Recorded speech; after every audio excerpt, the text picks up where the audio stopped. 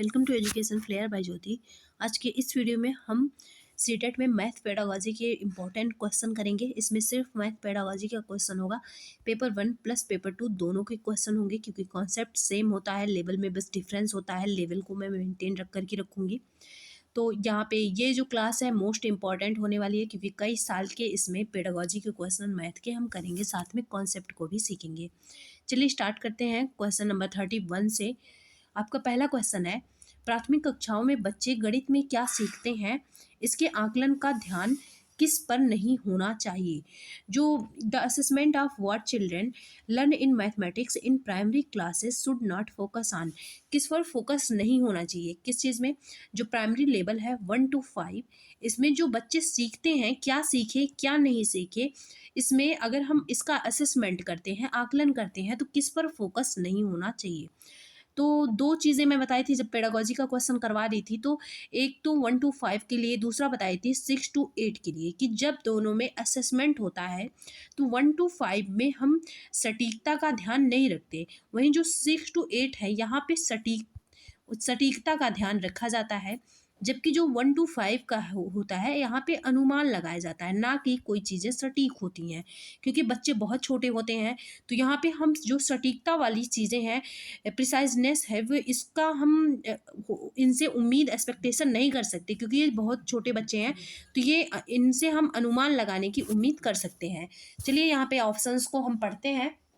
पहला ऑप्शन है गणितीय अवधारणाओं को समझना, तो ये तो है, नहीं बोला गया है, जिस पर नहीं होना चाहिए वही आंसर होगा। गणितीय भाषा सीखना, ये मोस्ट इंपॉर्टेंट है, कहीं भी दिया रहे मैथमेटिकल लैंग्वेज, क्योंकि कोई भी सब्जेक्ट है, जैसे कि आपको मैथ पढ़ना है, आपको साइंस पढ़ना है, आपको इंग्लिश पढ़ना है, आपको एनवायरनमेंट पढ़ना है, तो हर सब्जेक्ट का एक अपना, हर सब्जेक्ट की अपनी एक भाषा होती है, लैंग्वेज होती है। तो मैथ सीखना है तो मैथ का जो लैंग्वेज है वो आना चाहिए, साइंस सीखना है तो साइंस की भाषा आनी चाहिए। नहीं आएगी तो अगर भाषा का ही ज्ञान नहीं होगा तो हम सीख नहीं सकते। ये मोस्ट इंपॉर्टेंट है, इसको इग्नोर नहीं किया जा सकता। एंड थर्ड वाला ऑप्शन है गणित की समस्याओं का जवाब देने में सटीकता, तो जो गणित की ऑप्शन नंबर थर्ड वाला सही हो जाएगा क्योंकि 1 to 5 की बात हो रही है, यहाँ पे सटीकता नहीं अनुमान होगा। और मैथ है तो यहाँ पे जो रीजनिंग स्किल्स हैं इन पर ध्यान देना चाहिए। ऑप्शन नंबर थर्ड वाला सही हो जाएगा, preciseness in answering mathematics problem. Next question है, क्वेश्चन नंबर 32 है यहाँ पे। प्रारंभिक कक्षाओं में एक गणितीय अवधारणा के विकास में निर्देशों का अनुक्रम किस प्रकार किया जाना चाहिए। तो यहाँ पे बताना है कि what sequence of the following instruction should be followed, कौन से इसमें जो इंस्ट्रक्शन है वो फॉलो होने चाहिए। Development of a mathematical concept in elementary classes, तो हम देखते हैं क्या क्या क्रम होना चाहिए क्या करने के लिए, निर्देशों के अनुक्रम के लिए, किसमें, मैथमेटिक्स कॉन्सेप्ट। अगर मैथ का कॉन्सेप्ट सिखाना है बच्चों को तो क्या ऑर्डर होना चाहिए। कॉन्सेप्ट को सिखाने के लिए मैं पढ़ाई थी आप सभी को, पहले क्या आना चाहिए, कॉन्सेप्ट को सिखाने के लिए सबसे पहले आप एग्जाम्पल लाएंगे। कहाँ से एग्जाम्पल लाएंगे, रियल लाइफ से, या फिर इसे बोला जा सकता है जब रियल लाइफ से आप एग्जाम्पल लाएंगे तो उसी टाइम पे बच्चे क्या होंगे, उस एग्जाम्पल से अनुभव लेंगे, एक्सपीरियंस उनमें होगा। तो फर्स्ट अनुभव, थर्ड वाला मतलब पहले आ जाएगा, थर्ड पहले आ जाएगा, यहाँ पे हम लिख लेते हैं। फिर इसके बाद क्या करेंगे, आप रियल लाइफ से एग्जांपल लाएंगे। जैसे कि मान लीजिए आपको सर्कल पढ़ाना है तो आप क्या करेंगे, बच्चे को कोई गोला सा, सर्कल सा, जो भी कोई शेप है उसको ला के दिखाएंगे बच्चे को, जिससे बच्चे उससे अनुभव, एक्सपीरियंस ले सकें। और इसके बाद क्या होता है, भाषा। फिर आपको भाषा सिखानी है क्योंकि ये मोस्ट इम्पॉर्टेंट है, ये स्टेप पहले ही आता है कि आप भाषा सिखाएंगे फिर आगे बढ़ेंगे। फोर्थ आ जाएगा इसके बाद। फिर है चित्र बनाना, इसके बाद क्या होगा, फिगर को ड्रा करना, ड्राइंग पिक्चर्स। फिर फर्स्ट आएगा, फिर आपका लास्ट में आ जाएगा प्रतीकात्मक प्रतिनिधित्व, जो सिंबल होता है, सिंबॉलिक रिप्रेजेंटेशन होता है, वो लास्ट में आता है। ऑप्शन नंबर सेकंड वाला सही हो जाएगा, ये ऑर्डर फॉलो होगा। नेक्स्ट देखते हैं, सेकंड ऑप्शन इसमें सही है। और यहाँ पर दिया गया है जो सिंबॉलिक रिप्रेजेंटेशन है ये लास्ट में होना चाहिए। यहाँ पे ऑप्शन देखिए, क्या सेकंड वाला दो ही ऑप्शन में लास्ट था और आपको पता है कि अनुभव पहले दिया जाना चाहिए, तो third and second, option number second इससे भी लगा सकते थे। तो हो सकता है चारों आपको क्रम ना आए लेकिन एक दो आता है तो उसी से भी आप लगा सकते हैं। यहाँ पे जो सिंबल वाली चीज़ें हैं वो लास्ट में यूज़ होती हैं। नेक्स्ट क्वेश्चन है, क्वेश्चन नंबर 33 है। यहाँ पे एक बच्चा है जो क्या किया है, सब्सट्रैक्ट किया है, आपको दिख रहा होगा। तो यहाँ पे है, एक बच्चे ने नीचे दिखाए गए अनुसार दो संख्याओं को घटाई। 83 में से उसने 27 को घटाया। फिर निम्नलिखित में से कौन सा कथन बच्चे के घटाव सीखने का बोध कराता है? कौन सा ऐसा स्टेटमेंट है जो बच्चा सब्सट्रैक्ट किया है उसके बारे में आइडिया देता है? पहला है, बच्चे ने क्या किया है, आप अपने आप से देखिए कि ऐसा जब भी क्वेश्चन आता है तो आप देखिए बच्चे ने किस प्रोसेस से किया है, क्या गलती की है। तो इसमें इसको क्या करना चाहिए था, तीन कम था, क्योंकि 3 में से 7 को घटाएंगे ना, 3 कम था तो 8 से लेना चाहिए था। 8 से क्या करना चाहिए था, लेना चाहिए था। इसने 8 से एक उधार नहीं लिया, तो इसने 7 में से 3 को घटा दिया और 4 बच गया, और 8 में से 2 को घटा दिया, 6 बच गया। तो हम देखते हैं ऑप्शंस को, इसमें से कौन सा सही है। पहला ऑप्शन है, बच्चे को घटाव की प्रक्रिया में स्थानीय मान के बारे में गलत धारणाएं हैं, बिल्कुल सही है। मिसकॉन्सेप्शंस है किसमें, प्लेस वैल्यू के कॉन्सेप्ट में। ऑप्शन नंबर फर्स्ट वाला सही हो जाएगा। फिर है, बच्चा नहीं जानता कैसे घटाना, बच्चा जानता है कि कैसे घटाना है, ये गलत ऑप्शन है, क्योंकि 8 में से 2 उसने घटाया जब, तो 6 बचा, इसका मतलब बच्चा जानता था। नेक्स्ट है, बच्चा 2 अंकों वाली घटाव की प्रक्रिया को जानता है, नहीं जानता। वो 1 अंक वाली को जानता है लेकिन 2 अंक वाले को नहीं जानता। यह एक गलती है और इसे बार बार अभ्यास करके सुधारा जा सकता है। अभ्यास को वैसे भी हम निगेटिव लेते हैं, तो ये भी गलत है, ये भी गलत है, ये भी। फर्स्ट ऑप्शन सही हो जाएगा। नेक्स्ट क्वेश्चन देखते हैं, क्वेश्चन नंबर 34 है यहाँ पे, ये भी क्रम से लगाने वाला है। अधिगम और आकलन के चक्र के निम्नलिखित चरणों को क्रम में व्यवस्थित कीजिए। जो अधिगम होता है और आकलन होता है, इसमें इसके सही ऑर्डर में क्या करना है, लगाना है। पहला होगा इसमें शिक्षण अधिगम के एकीकृत आकलन। आकलन वाला वैसे भी लास्ट स्टेज में आता है, कहीं आकलन हो, फीडबैक दिया गया हो, और ये सारी चीज़ें बाद में आती हैं थोड़ी सी, पहला स्टेप नहीं हो सकता ये। पहला स्टेप क्या होता है, किसी चीज़ को प्लान करना या फिर ऑर्गेनाइज करना। तो ये क्या हो जाता है, ये आपका पहला स्टेप होता है। तो हम देखते हैं प्लानिंग किस में दी गई है, योजना। तो योजना बनाना मतलब कि क्या होगा, सेकंड वाला सबसे पहले होगा। फिर क्या होगा, फिर इसके बाद प्रगति रिपोर्ट का विकास करना और फीडबैक। ये जो फोर्थ ऑप्शन है ये सबसे लास्ट में होगा, फोर्थ वाला सबसे लास्ट में होगा, क्योंकि फीडबैक जो होता है ये सबसे लास्ट में दिया जाता है। और अगर फीडबैक देना है, प्रतिपुष्टि देनी है, तो हमें रिपोर्ट कार्ड तैयार करना पड़ेगा, फिर हम फीडबैक देंगे। मतलब कि इसके जस्ट पहले आएगा रिपोर्ट कार्ड तैयार करना। थर्ड फोर्थ आपको दिख रहा होगा, सेकंड ऑप्शन वो फर्स्ट वाला सही हो जाएगा। और दूसरे पर आएगा एकीकृत आकलन। मतलब कि सारी चीज़ों को एक बार पढ़ा के सबका इंटीग्रेटेड जो असेसमेंट होता है वो करना। तो क्या इसमें है, ऑप्शन नंबर फर्स्ट वाला सही हो जाएगा। इसमें यही जो ऑर्डर है ये फॉलो होगा। पहले हम किसी चीज़ की प्लानिंग करेंगे और इसके बाद हम उसका एक बार खुद से पूरे जितना भी चीज़ें पढ़े हैं आप पूरे का आकलन होगा, इंटीग्रेटेड असेसमेंट जिसे बोला जाता है। और अगर प्रतिपुष्टि देनी है, फीडबैक जो होता है, फीडबैक हमेशा लास्ट में दिया जाता है, एक बात याद रखिएगा। और फीडबैक देने के लिए इसके जस्ट पहले होना चाहिए रिपोर्ट कार्ड, रिपोर्ट तैयार करना। ओके, प्रोग्रेस रिपोर्ट इसके जस्ट पहले होनी चाहिए। तो ये 2 क्रम से आप आंसर लगा सकते थे। नेक्स्ट क्वेश्चन आपका क्वेश्चन नंबर 35 है, रोमन अंकों का उपयोग आमतौर पर हिंदू अरबी अंकों जैसी संख्याओं के लेखन में क्यों नहीं किया जाता? क्योंकि इसमें क्या नहीं होता, इसमें जो स्थानीय मान होता है इसका नियोजन नहीं होता रोमन अंकों में, इसीलिए इसे हिंदू अरेबिक जो न्यूमेरियल्स होते हैं इनकी तरह इनको लिखने में यूज़ नहीं किया जा सकता। तो देखते हैं ऑप्शंस को। रोमन अंक स्थानीय मान का नियोजन नहीं करते, बिल्कुल सही है। स्थानीय, क्योंकि हिंदू अरेबियन जो ये नंबर्स होते हैं इनमें स्थानीय मान वाली चीज़ें होती, तो इसे हम लिख सकते हैं इनको, जबकि रोमन अंकों में नहीं होता। इसलिए हिंदू अरबी जो अंक होती हैं इनके जैसा लेखन में उपयोग नहीं होता, इसलिए इन अंकों का उपयोग करके गणना मुश्किल होता है। इससे हम जो रोमन अंक है इससे हम कैलकुलेशन नहीं कर सकते, तो इसी वजह से इनको इस तरह से नहीं लिखा जाता। ऑप्शन नंबर फर्स्ट वाला सही हो जाएगा। बाकी याद करना मुश्किल नहीं है। रोमन अंकों का उपयोग करके संख्याओं को बनाना एक जटिल कार्य है, ऐसा भी गलत है। फिर बच्चे अंग्रेजी वर्णमाला और रोमन अंकों में भ्रमित हो जाएंगे, ऐसा कुछ नहीं है। ऑप्शन नंबर फर्स्ट वाला सही हो जाएगा। क्वेश्चन नंबर 36 है यहाँ पे, एक शिक्षक अपनी कक्षा में बच्चों को उनके परिवेश में मौजूद वस्तुओं के भौतिक गुणों को अपने शब्दों में समझाने के लिए प्रोत्साहित करते हैं। मतलब एक टीचर है, इनकरेज कर रहे हैं चिल्ड्रन को किस चीज़ के लिए? Physical properties of the object around them in their own word, उनके खुद के वर्ड अपने शब्दों में, और कैसी चीज़ों के बारे में जो उनके आसपास की मौजूद वस्तुएं हैं। अपने छात्रों के साथ ऐसी गतिविधि करने के पीछे शिक्षक का सबसे उचित उद्देश्य क्या है? ऐसा टीचर क्यों कर रहा है? पहला है इसमें यह एक रोचक गतिविधि है। मैं हमेशा बोली थी इंटरेस्ट बच्चों को लाना ये अच्छी चीज़ है, लेकिन अगर सिर्फ इंटरेस्ट की बात की जाए तो वो ऑप्शन सही नहीं होता है, जिससे आकार की अवधारणा को, यहाँ पे देखिए कॉन्सेप्ट को सिखाने की बात हो रही है, को देखने के लिए खाली समय में किया जा सकता है, गलत है। कभी भी एक तो दो चीज़ें इसमें निगेटिव आ गए, निगेटिव नहीं हम बोल सकते, इंपॉर्टेंट है लेकिन उतना इंपॉर्टेंट नहीं है। एक तो इंटरेस्ट और दूसरा है टाइम पास, क्योंकि खाली समय में किया जा सकता है, मतलब कि टाइम पास करने के लिए। तो ये दोनों चीज़ें गलत होती हैं। पहला है, फिर सेकंड वाला है बच्चे अपनी भाषा में वस्तुओं को समझाने का आनंद लेते हैं। ये सारी चीज़ें सही होती हैं, लेकिन हम आंसर इसमें सही नहीं लगा सकते। वे डम्ब सराडस खेलने का आनंद लेते हैं, ये भी नहीं होगा। फिर है थर्ड ऑप्शन, यह बच्चों को अनौपचारिक रूप से, एक मिनट थोड़ा सा छोटा कर देती हूँ, ये बच्चों को अनौपचारिक रूप से वस्तु के भौतिक गुणों का निरीक्षण करने में, बिल्कुल सही है, अवसर देता है। अपॉर्चुनिटी अगर आप देखते तब भी आप आंसर लगा सकते थे। और क्या करता है? जो आकारों के बारे में उसकी समझ को गहन बनाता है। ऑप्शन नंबर थर्ड वाला यहाँ पे सही हो जाएगा।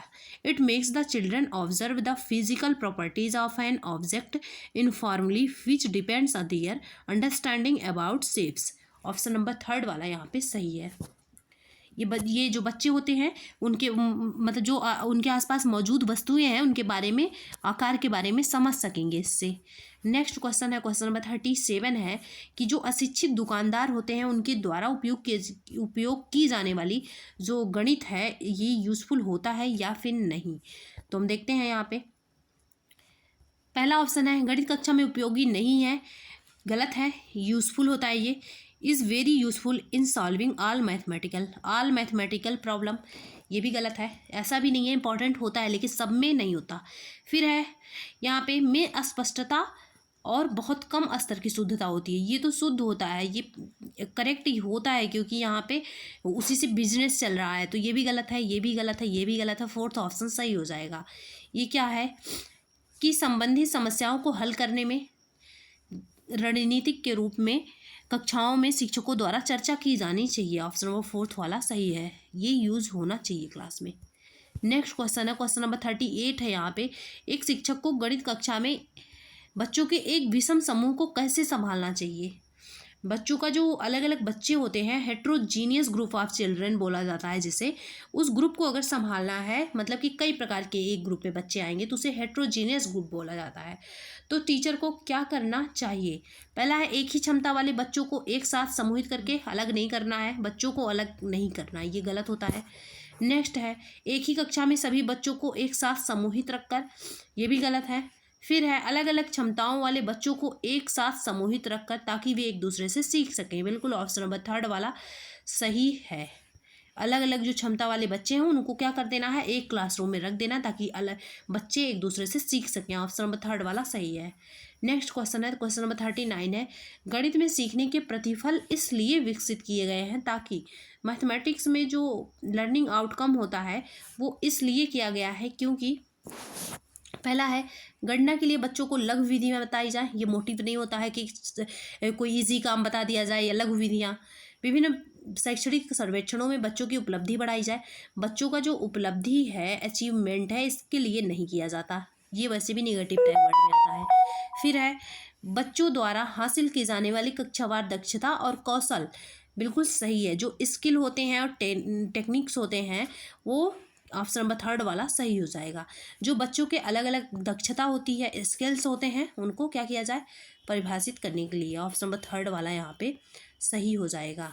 और वर्ष के अंत एनुअल ईयरली एग्जाम मोटिव नहीं होता, ये भी पर्पज़ नहीं होता है, इसके लिए भी कुछ खास चीज़ें नहीं की जाती, मतलब आंसर हम नहीं लगाते कि इसके लिए हो रहा है ये। क्वेश्चन नंबर 40 है यहाँ पे निम्नलिखित में से कक्षा में हो रहा कौन सा कार्य एक गतिविधि है? कौन सा कार्य है, जो गतिविधि है। शिक्षक समझाते हैं कि प्रश्न कैसे हल करें, ये गतिविधि है। आप यहीं पे बैठे हुए हैं और यहाँ पे आपका टीचर है, वो टीचर की तरह आपको समझाया जा रहा है कि ऐसे ऐसे करना है, तो ये आप एक्टिविटी कर रहे हैं या फिर टीचर कर रहा है, ये गतिविधि नहीं है।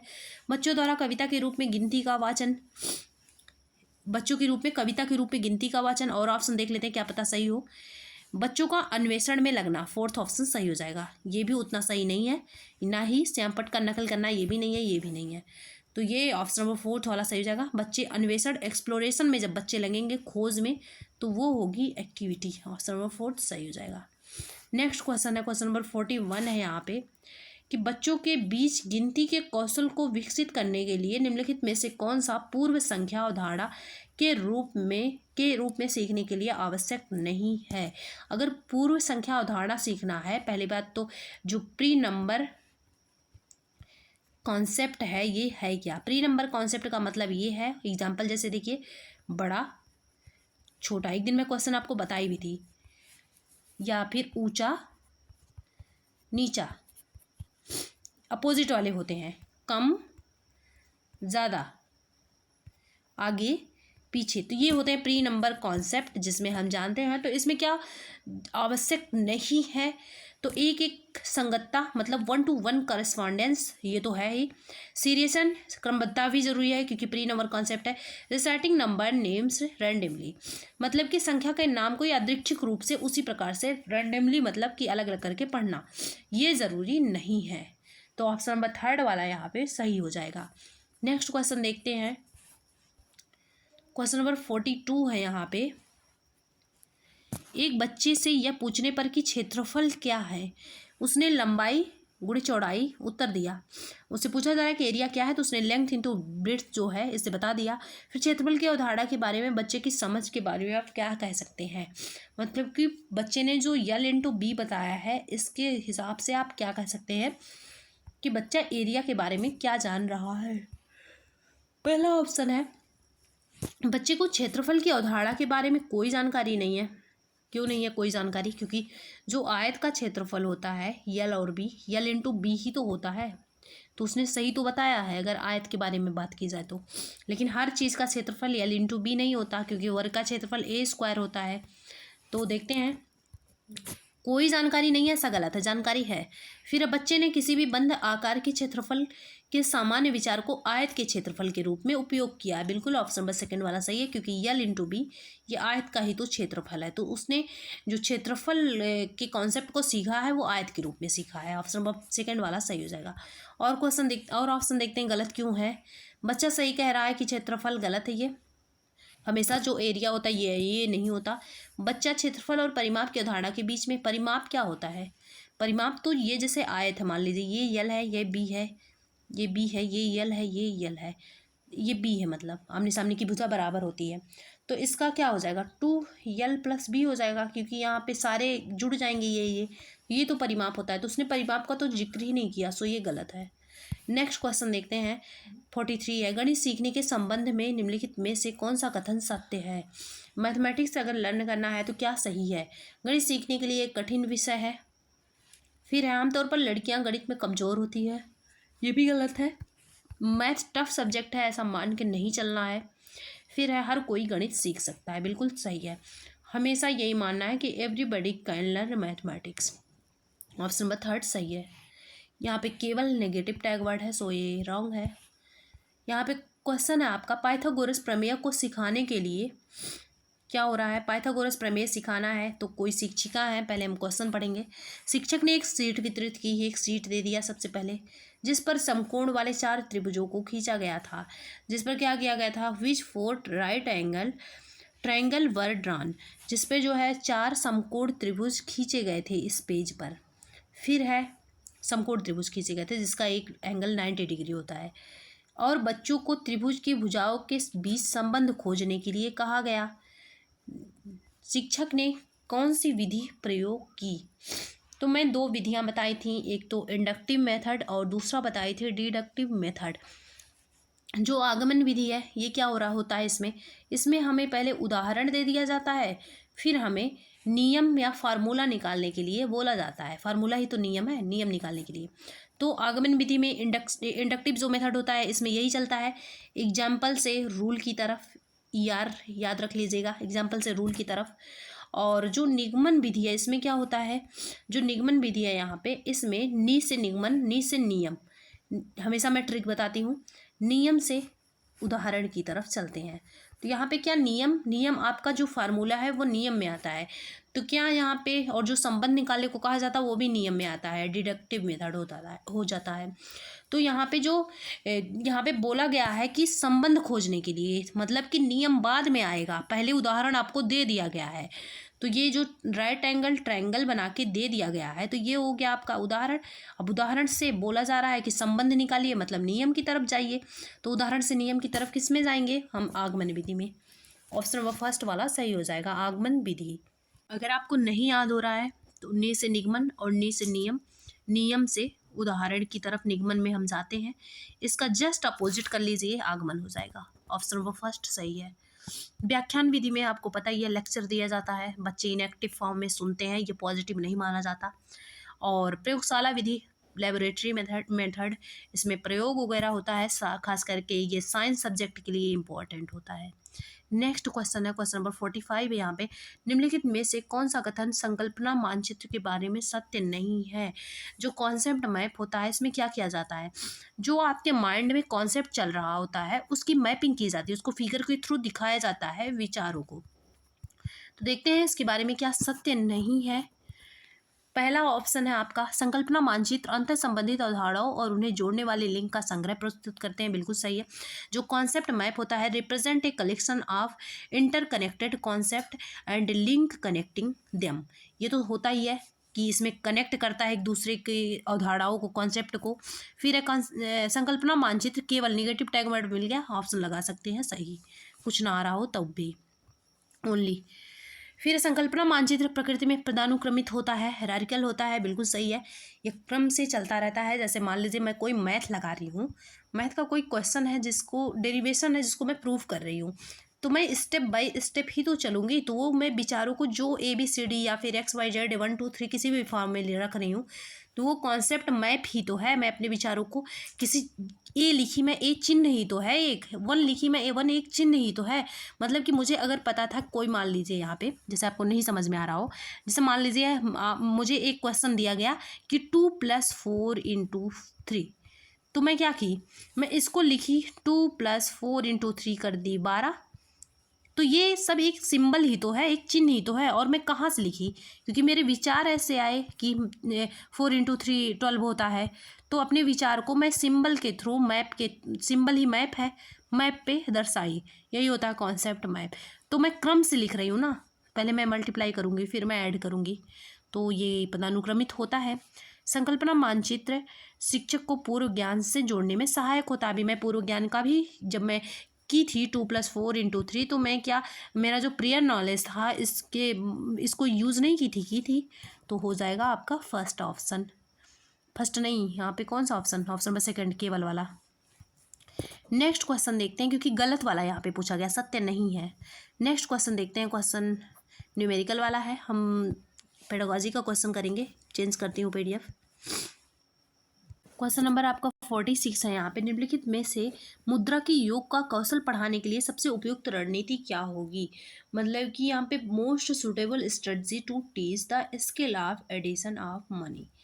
मुद्रा का योग पढ़ाना है, इसके लिए सबसे अच्छा जो स्किल है वो क्या है। तो यहाँ पे सही आंसर हो जाएगा रोल प्ले। रोल प्ले क्या होता है, मान लीजिए आपकी क्लास में 3 बच्चे हैं ABC, और आपको मुद्रा पढ़ाना है, मुद्रा का योग मतलब एडिशन ऑफ मनी। तो हमें क्या करना है, हम इनको अलग अलग रोल दे देंगे, तुम्हारे पास इतने रुपए का सिक्का है, तुम्हारे पास इतना है, मतलब कि रोल प्ले में यही होता है, अलग अलग चीज़ों का रोल दे देना। ऑप्शन नंबर सेकेंड वहाँ वाला यहाँ पे सही हो जाएगा। नेक्स्ट क्वेश्चन है, अपनी कक्षा में गुणा की अवधारणा को पढ़ाने के बाद एक शिक्षक ने अपने बच्चों से 48 को 4 से मल्टीप्लाई करने को कहा। फिर है, उनके छात्रों में से एक ने इसे मौखिक रूप से हल किया। 48 को 4 से मल्टीप्लाई करने के लिए हम पहले 48 में 48 जोड़ते हैं, फिर 96 होता है, और फिर वो ऐसे कर रहा है, 48 में 48 जोड़ ले रहा है, क्योंकि उसे करना था 48 में गुणा 4 से। तो वो ऐसे ना करके डायरेक्ट मल्टीप्लाई, वो 48 में पहले 48 जोड़ रहा है तो 96 आ रहा है, फिर क्या कर रहा है और फिर 96 जोड़ते हैं, और फिर इसी में 96 जोड़ दिया, 4 बार हो गया क्योंकि 2 बार में 96, तो 4 बार में 96 प्लस 96, इस प्रकार से वो कह रहा है कि 192 बन रहा है। तो आप भी जैसे मैं लिखी हूँ ऐसे आप भी लिख लिया करिए ऐसे क्वेश्चन आए, ताकि आपको बार बार इतना लंबा चौड़ा सेंटेंस ना पढ़ना पड़े, आप प्रोसेस देख लें कि ऐसे करना था, लेकिन उसने इस तरीके से किया। फिर है इस प्रकार 192 आया। गुणा की उसकी रणनीति के बारे में आप क्या कह सकते हैं। अब आपको ये चीज़ें जो मैं लिखी हूँ ये समझ में आ गया होगा किस विधि से उसने सॉल्व किया। 4 बार 48 जोड़ दिया, 2 बार ऐसे जोड़ा, एक 96 आ गया, तो इससे 2 बार जोड़ के 96 डायरेक्ट जोड़ दिया। अब आप इसको देख लिए, अब हम चलिए क्वेश्चन को देखते हैं। गुणा की उसकी रणनीति के बारे में आप क्या कह सकते हैं। वो किस स्ट्रेटजी को अपना रहा है गुणा को सॉल्व करने के लिए। पहला है बच्चे ने गुणा करने के लिए गलत विधि, बिल्कुल ये गलत ऑप्शन है। बच्चे ने सही विधि का उपयोग किया, अपना अपना मन है कि हम किस विधि का उपयोग करना चाह रहे हैं, तो हम उसे गलत नहीं कह सकते। उसे गुणा की अवधारणा समझ नहीं आई, ऐसा नहीं है कि नहीं आई समझ में, उसे पता था कि 48 इंटू 4 तो मतलब कि 48 4 टाइम्स हम ऐड कर सकते हैं। दी गई समस्या का एक गुणा समस्या और योग की समस्या नहीं है, गलत है, वो तो हम बनाए हैं इसको डायरेक्टली 48 में 4 करके। क्या हम 48 प्लस 48 नहीं कर सकते, कर सकते हैं। उसने गुणा को बार बार योग के रूप में समझा, बिल्कुल सही है, उसने जो मल्टीप्लिकेशन है उसको बार बार योग के रूप में समझा है, इसीलिए वो ऐसा कर भी रहा है। 4th ऑप्शन सही हो जाएगा। He or she understood multiplication as repeated addition, multiplication को रिपीटेड एडिशन के रूप में समझ लिया है। नेक्स्ट क्वेश्चन 48 है यहाँ पे। Which of the following should be taken up to initial activity in introducing the concept of time to young learner. जो प्रारंभिक जो गतिविधि है यही हमें बताना है, किसके लिए, समय की अवधारणा को समझाने के लिए जो प्रारंभिक गतिविधि है वो क्या होनी चाहिए। कौन सा अवधारणा समझाना है, समय, टाइम कॉन्सेप्ट को सिखाना है। तो पहला है समय से संबंधित वाक्यांशों के साथ पूर्व अनुभव के बारे में चर्चा करें, बिल्कुल सही है। एक तो डिस्कशन पॉजिटिव है, दूसरे एक्सपीरियंस पॉजिटिव है, तीसरा प्रियर एक्सपीरियंस की बात की गई है, सारे पॉजिटिव ही हैं। ऑप्शन नंबर फर्स्ट वाला सही हो जाएगा। बच्चों को पढ़ाना लिखाना ये सारे ऑप्शन सही नहीं होते हैं। क्वेश्चन नंबर 49 है। निम्नलिखित में से कौन सा मूल्यांकन का उद्देश्य नहीं है, इसमें से कौन सा पर्पस नहीं है इवैल्यूएशन असेसमेंट का। तो हम देखते हैं। छात्रों के विकास की निगरानी करना, बच्चों में क्या ग्रोथ हुआ है इसको मॉनिटर करना, क्या ये उद्देश्य होता है या फिर नहीं होता है, तो ये तो होता है। फिर है निर्देशक निर्णय लेना, यहाँ पे जो डिसीजन लिया जाता है वो इंस्ट्रक्शन देने के लिए लिया जाता है ना। मान लीजिए मैं आपसे क्वेश्चन पूछी कि मैं फर्स्ट क्वेश्चन जो पढ़ाई थी कि प्री नंबर कॉन्सेप्ट क्या है, तो आपने नहीं बता पाया, फिर मैं क्या करूँगी, फिर मैं आपको इंस्ट्रक्शन दूंगी कि आप नहीं समझ पा रहे, फिर मैं आपको इंस्ट्रक्शन दूंगी कि आप अगर नहीं समझ पा रहे हैं तो इस वे में नहीं इस वे में पढ़िए। तो यही होता है, इंस्ट्रक्शन के लिए भी ऐसा किया जाता है। जबकि मेरा पूछना क्या था, ये असेसमेंट ही था। फिर पाठ्यक्रम की प्रभावशीलता का मूल्यांकन करना, जब भी असेसमेंट होता है उसमें ये भी देखा जाता है कि जो करिकुलम है वो कितना सक्सेस रहा है, साथ में जो टीचिंग मेथड है वो कितना सक्सेस रहा है, टीचिंग लर्निंग मटेरियल कितना सक्सेस रहा है, ये सारी चीज़ों पर हम देखते हैं। प्रदर्शन के आधार पर बच्चों की रैंकिंग करना, 4th ऑप्शन डी वाला ऑप्शन मिल गया आपको, निगेटिव टैग वर्ड। रैंकिंग करना, रैंक देना, ग्रेड देना, डिवाइड करना बच्चों को, लेवल देना, ये सारे ऑप्शन गलत होते हैं। डी ऑप्शन सही हो जाएगा सेकंड, क्योंकि गलत वाला पूछा गया है। क्वेश्चन नंबर 50 है। उच्च प्राथमिक स्तर पर गणित पढ़ाने के लिए निम्नलिखित में से कौन सी विधि सबसे उपयुक्त होगी। 6 to 8 में अगर मैथमेटिक्स पढ़ाना है तो कौन सी विधि सबसे ज़्यादा उपयुक्त होगी, तो problem solving method, option number 4th वाला सही हो जाएगा। एक्टिविटी अगर 1 to 5 की बात हो तो एक्टिविटी वाला, ये वाला ऑप्शन सही हो जाएगा। इससे भी ऊपर की बात हो तो व्याख्या भी थी, तो ऑप्शन नंबर 4th वाला यहाँ पे सही हो जाएगा। क्वेश्चन नंबर 51 है। उच्च प्राथमिक स्तर पर गणित अधिगम के लिए कौन सा सबसे अधिक आवश्यक है। जो अपर प्राइमरी लेवल है मैथमेटिक्स लर्निंग के लिए सबसे ज़्यादा इसेंशियल क्या है। पहला है समस्या को कई बार हल करना, गलत है। किसी समस्या को हल करने के विभिन्न तरीके, कई बार नहीं हल करना, तरीके को अलग करना। ये नहीं है कि मेनी टाइम्स आप उसे ही हल करते जा रहे हैं, नहीं, मेनी टाइम्स अगर हल भी करना है तो क्या हो, जो तरीके हों वो अलग अलग हों। इसी को तो क्रिटिकल थिंकिंग बोला जाता है, क्रिएटिव बोला जाता है। तो ऑप्शन नंबर सेकंड वाला सही हो जाएगा। मेमोराइज करना निगेटिव है, लिखना पढ़ना निगेटिव है। नेक्स्ट क्वेश्चन है, क्वेश्चन नंबर 52 है यहाँ पे। उच्च प्राथमिक स्तर पर गणित की कक्षा में उपयोग होने वाली पूछताछ की रणनीति। जो अपर प्राइमरी लेवल है, अगर वहाँ पे क्वेश्चनिंग वाला काम हो रहा है तो वो क्या करता है? पहला, हतोत्साहित, डिस्करेज कैसे करेगा, गलत है ये। क्विज है, आपका डिस्कशन है, ये सारी जो चीज़ें होती हैं वो पॉजिटिव होती हैं बच्चे के लिए। क्वेश्चनिंग है, कक्षा को कोलाहलपूर्ण नहीं है, नॉइजी नहीं बनाता, गलत है ये भी। फिर है, बच्चों के बीच तनाव पैदा कर सकती है, ये भी गलत है। फिर ऑप्शन नंबर फोर्थ वाला सही हो जाएगा क्योंकि तीनों गलत हो चुके हैं। बच्चों को उनके विचार को समझने और व्यक्त करने का एक अच्छा तरीका होता है, बिल्कुल सही है। क्रिटिकल थिंकिंग यहाँ पर डेवलप होगी, ऑप्शन नंबर फोर्थ वाला सही हो जाएगा। क्वेश्चन नंबर 53 है यहाँ पे। एक शिक्षक ने क्लास 8th के बच्चों को क्या पढ़ाना? क्षेत्रफल मापन सिखाया, एरिया का मेजरमेंट करना सिखाया, लेकिन उनके कई छात्र क्षेत्रफल और आयतन की विभिन्न इकाइयों के बीच उलझन में हैं। कई ऐसे स्टूडेंट मिल गए जो एरिया में और वॉल्यूम में क्या है, कंफ्यूज हो गए। फिर है, बच्चों में इस तरह के भ्रम का क्या कारण हो सकता है? पहला है, बच्चों को क्षेत्रफल की इकाइयों का उपयोग नहीं आता है। वो बच्चे क्षेत्रफल और आयत को अलग अलग बच्चे जो क्षेत्रफल है और जो आयत है दोनों के बारे में जानते हैं, पहली बात। दूसरी बात, अलग अलग नहीं जानते। तो हम देखते हैं ऑप्शंस को। बच्चों ने विभिन्न इकाइयों को याद नहीं किया, ऐसा कैसे हम कह सकते हैं? फिर है, अलग अलग इकाइयों को उनके दैनिक जीवन से संबंधित किए बिना सभी को एक साथ बताया गया है, बिल्कुल ऑप्शन नंबर थर्ड वाला सही हो जाएगा। अगर कोई एरिया और जो वॉल्यूम है, मतलब आयतन और एरिया में कंफ्यूज हो रहा है तो इसका मतलब एक तो दोनों को साथ में पढ़ा दिया गया है, दूसरी बात है उसे रियल लाइफ से कनेक्टिव ही नहीं किया गया है, एग्जाम्पल भी नहीं दिए गए हैं, साथ में उनके जो प्रियर नॉलेज थे उनको भी ऐड नहीं किया गया है यहाँ पे। तो यही है, दैनिक जीवन से जोड़े बिना ही पढ़ा दिया गया। थर्ड ऑप्शन सही हो जाएगा। क्वेश्चन नंबर 54 है यहाँ पे। जो क्लासरूम है उसमें गणितीय वार्तालाप को प्रोत्साहित करने का सबसे उपयुक्त उद्देश्य कौन सा हो सकता है? अगर वहाँ पे मैथमेटिकल जो कम्युनिकेशन है इसको इनकरेज किया जा रहा है तो मोस्ट अप्रोप्रिएट एम क्या होगा? पहला है, गणितीय विवरणों के बारे में बात करते हुए और उनका उपयोग करते समय बच्चों को एक सटीक भाषा का उपयोग करने में सक्षम होना चाहिए। तो मैं क्या बोली थी, 6 to 8 में सटीकता पॉजिटिव होता है, ऑप्शन नंबर फर्स्ट सही हो जाएगा क्योंकि यहाँ पे प्रिसाइज जो वर्ड है, सटीकता जो शब्द है वो आपने देख लिया। नेक्स्ट क्वेश्चन है, क्या पूछा गया था?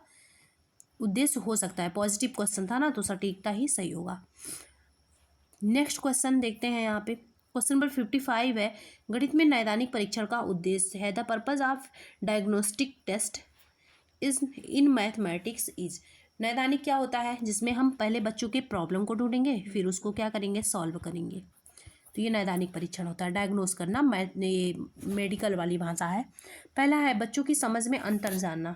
क्या इसका उद्देश्य ये होता है? बिल्कुल सही है।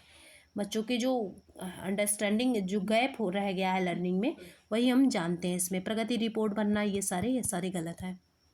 क्वेश्चन नंबर 56 उपचारात्मक शिक्षण सहायक है।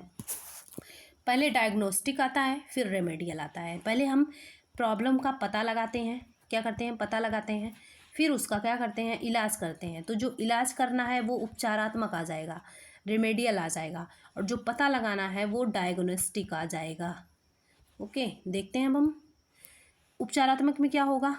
सीखने की कठिनाइयों को दूर करने के लिए, removing learning difficulties of weak students.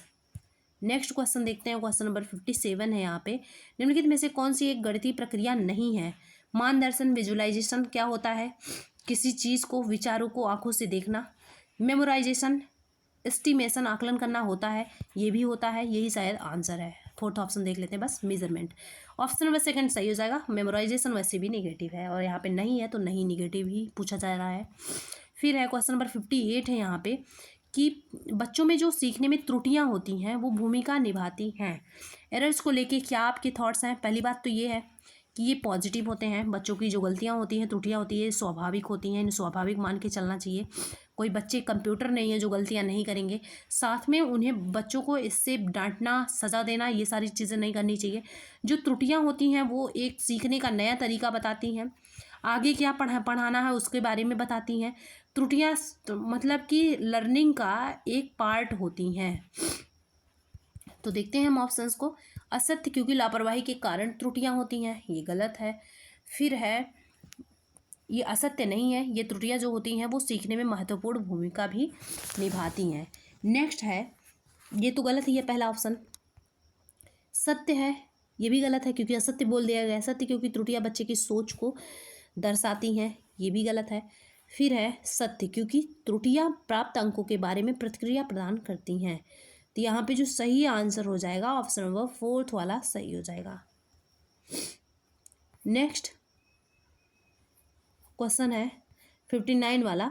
आकार पढ़ाते समय, जो आकार अगर पढ़ाना है आपको शेप, तो क्या करना है, एक शिक्षक ऐतिहासिक स्थानों की यात्रा की योजना बना सकता है, क्योंकि वो हिस्टोरिकल कोई प्लेस है उस पर ट्रिप तैयार कर सकता है।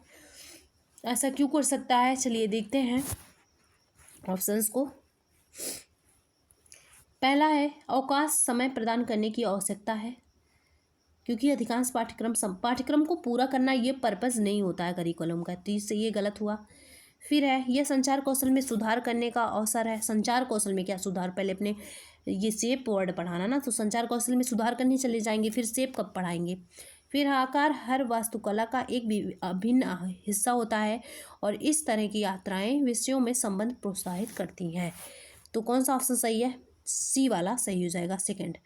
यहाँ पे फील्ड ट्रिप की सिफारिश की जाती है, इसलिए आयोजन आवश्यक होता है, गलत है, ये तो जोर जबरदस्ती की बातें हो रही हैं यहाँ पे। तो सी ऑप्शन सही है, क्योंकि जो पुरानी कलाकृतियाँ हैं, आर्किटेक्चर हैं, ये क्या होते हैं, ये ऐसे शेप में बने होते हैं, इस पर कई अलग अलग प्रकार के शेप होते हैं जिनसे हम बच्चों को आराम से पढ़ा सकते हैं। तो सी ऑप्शन यहाँ पे सही हो जाएगा, मतलब कि सेकेंड ऑप्शन। फिर है एक छात्र को घन की सतह का क्षेत्रफल निकालने के लिए कहा गया, उसने आयतन निकाला। क्षेत्रफल निकालने को बोला गया, उसने क्या निकाला, आयतन निकाला। अब इस प्रकार की जो त्रुटियां होती हैं बच्चों में, उसका क्या कारण हो सकता है, चलिए देखते हैं। कक्ष को उबाऊ पाता है, क्योंकि उसे गणित की जो कक्षा है वो पसंद नहीं है, ये तो नहीं है। फिर है अगर पसंद नहीं होता तो वो आयतन भी नहीं निकाल पाता। फिर है छात्र उस कक्षा में अध्ययन करने के लिए उपयुक्त नहीं है, ये भी नहीं है, उसने आयतन तो सीखा है ना निकालना। फिर है छात्र सतह का क्षेत्रफल और आयतन की अवधारणा को समझने में सक्षम नहीं है, छात्र सतह का क्षेत्रफल और आयतन की अवधारणा को समझ गया, गलत है। ऑप्शन नंबर सी वाला सही हो जाएगा, अगर समझ गया होता तो गलत क्यों निकालता। तो ऑप्शन नंबर फर्स्ट यहाँ पे सही हो जाएगा। आज के लिए बस इतना ही, नहीं तो वीडियो बहुत लंबा हो जाएगा, बाकी नेक्स्ट वीडियो में फिर मिलते हैं। ओके, क्लास पसंद आए तो सब्सक्राइब कर लीजिएगा, शेयर भी कर दीजिएगा। Thanks for watching.